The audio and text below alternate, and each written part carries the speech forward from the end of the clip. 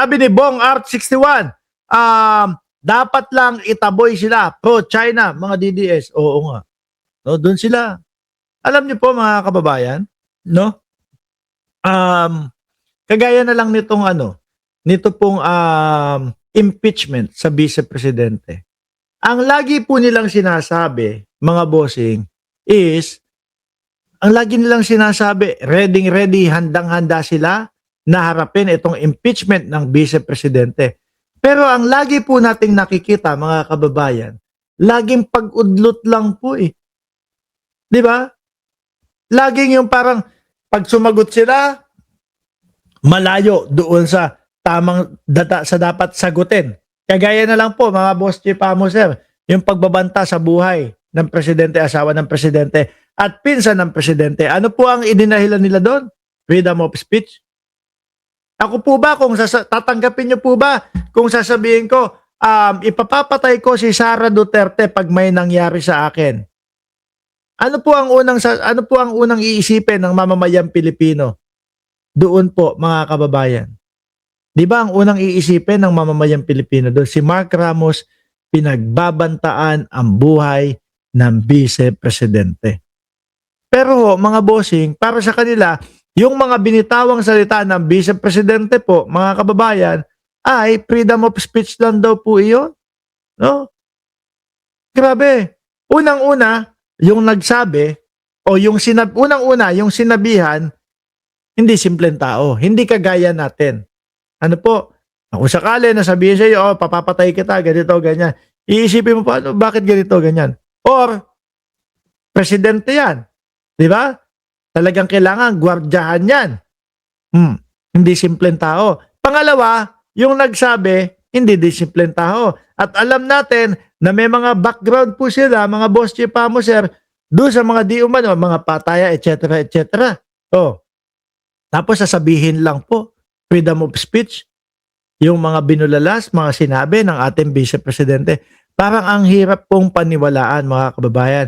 Ang nakikita po natin na lagi nilang isinasagot, ang nakikita po natin, lagi nilang kilos ay yun pong iudlot itong impeachment mga kababayan. No?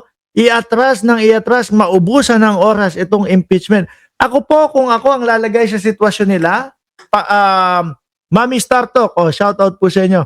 I am Batman at Biology. Kung ako ang lalagay sa sitwasyon nila at alam ko sa sarili ko na totoo yung mga sinasabi ko, nako, ako pa ang magmamadali sa kanila. Ako pa ang magsasabi sa kanila, umpisahan na natin to. Naiinip na ako. Gusto ko na matapos yung stress sa ulo ko. Di ba?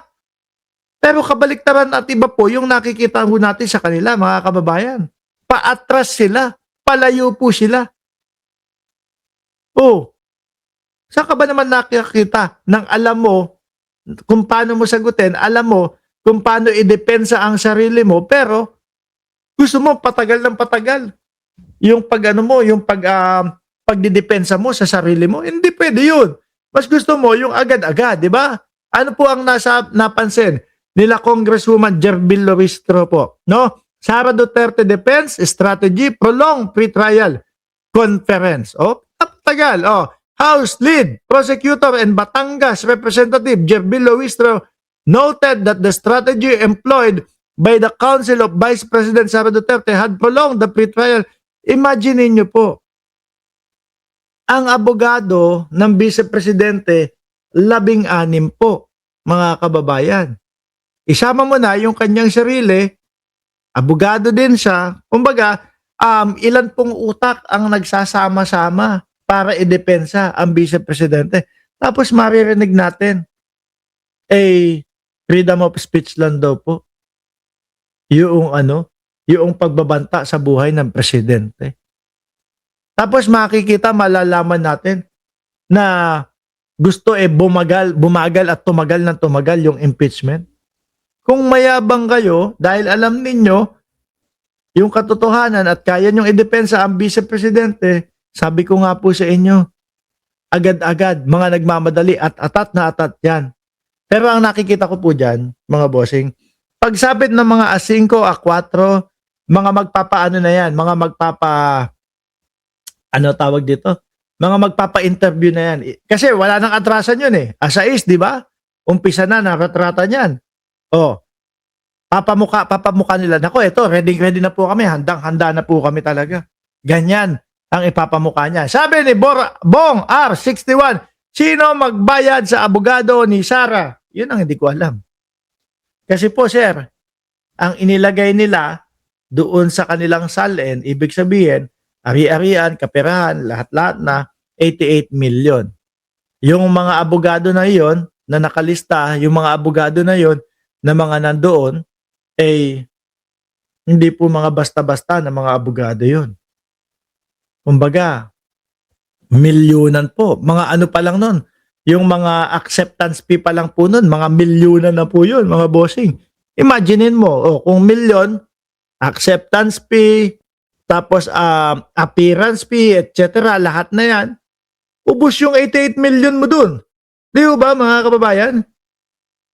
Kung yung mga simpleng mga kaso at simpleng mga tayong mga simpleng mga tao, alam natin na milyunan ang gagastusin. Yung pa kaya, impeachment, 16 na lawyer, pagkarami-rami yung babayaran mo. Kaya tama yung tanong ni Sir Bong R61. Sino ang magbabayad nung lawyer ng Vice Presidente? Yung kay Koopman pa nga lang eh. Isa na din sa tinatanong natin dati eh. Di ba mo magkano yung kay Koopman? 150 million per month. Multiply mo sa 10 buwan, di magkano na yun? 1.5 billion. Tapos idagdag mo yung 2 buwan para mabuo yung isang taon, 1.8 billion. Siguro si Kuya Pulong, yakang-yaka naman yun. Diba?